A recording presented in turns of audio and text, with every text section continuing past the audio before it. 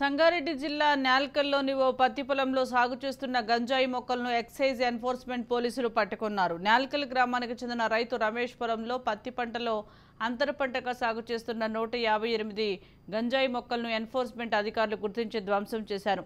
రైతు ద్విచక్ర వాహనంలో కూడా ఎండు గంజాయి పట్టుబడడంతో బైక్ను గంజాయిని సీజ్ చేశారు. ప్రభుత్వం ఆంక్షలు ఉల్లంఘించి గంజాయి మత్తు పదార్థాలు తరలించినా సాగు చేసినా క్రిమినల్ కేసు నమోదు చేస్తామని పోలీసులు హెచ్చరించారు.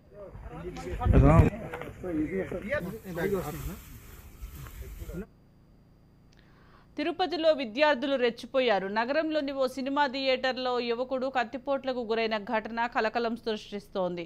ప్రేమ వ్యవహారంలో ఓ యువకుడిపై మరో యువకుడు కత్తితో దాడి చేశాడు. తిరుపతిలోని పీజీఆర్ సినిమా థియేటర్లో ఈ ఘటన జరిగింది. గాయపడిన విద్యార్థి లోకేష్ను మోహన్ బాబు యూనివర్సిటీ విద్యార్థిగా గుర్తించారు. దాడి చేసిన యువకుడు కార్తీక్, యువతి అక్కడి నుంచి పరారయ్యారు. ప్రేమ వ్యవహారమే ఘటనకు కారణమని పోలీసులు ప్రాథమికంగా అంచనా వేశారు. స్థానికుల సమాచారంతో అక్కడికి చేరుకున్న పోలీసులు గాయపడిన కార్తీక్ను ఆసుపత్రికి తరలించారు. మోహన్ బాబు యూనివర్సిటీ విద్యార్థి లోకేష్ ఓ యువతితో కలిసి స్థానిక పీజీఆర్ థియేటర్లో సినిమాకు వెళ్లాడు.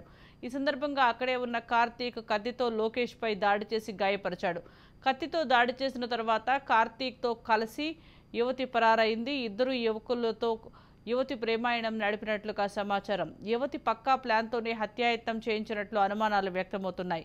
ఈ ఘటనలో లోకేష్కు యువతే సినిమా టికెట్లు బుక్ చేసినట్లు తెలిసింది. పథకం ప్రకారమే కార్తీక్తో యువతి దాడి చేయించిందని పోలీసులు అనుమానిస్తున్నారు. ఈ ఘటనపై కేసు నమోదు చేసుకుని పోలీసులు విచారణ చేపట్టారు. పరారైన ఇద్దరిని పట్టుకునేందుకు ప్రయత్నిస్తున్నారు.